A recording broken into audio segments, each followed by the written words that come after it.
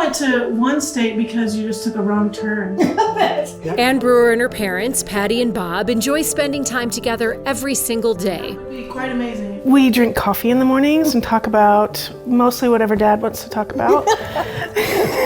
But when Bob and Patty start recounting their daughter's health journey, the baffle was what was put in when she was a baby. It's clear that they know more medical lingo than any parents would ever want to know. Yeah, her superior vena cava was completely occluded. The lead went through her vena cava, and they had to withdraw the lead.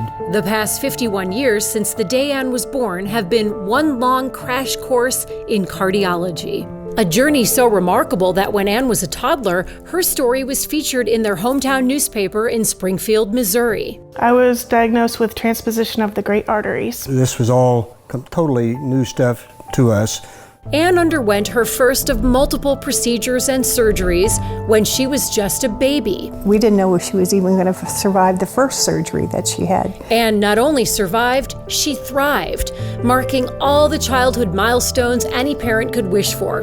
Graduation, creating her own family, and 18 years ago, when Ann was pregnant with her second baby, she moved to the Kansas City area where her parents had already relocated to be closer to them. She also joined the Adult Congenital Heart Disease Clinic right here at the University of Kansas Health System for her continued care. She didn't know that shortly after, she would experience the most alarming health scare of her adult life. I suddenly felt like I was running a marathon even though I was sitting at the edge of my bed. She drove herself to the nearest emergency department. It was not affiliated with the health system. They said that I was in what's called a flutter, which is similar to a fib, and I remember hearing the possibility of heart transplant. And at that point, I stopped all discussion and said, we need to get a hold of my cardiologist at KU. This doesn't seem like the path I need to be going down right now. Ann's instincts were correct. Her cardiology team here at the University of Kansas Health System said she did not need a heart transplant.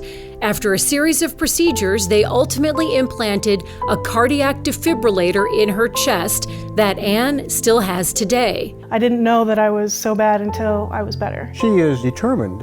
She has more guts and determination than anybody I've met. She's an amazing girl. She's grown into an incredible woman, and we're really happy for her. But Ann gives that credit right back to her team of doctors and, of course, her beloved mom and dad, who've been by her side since the day she was born.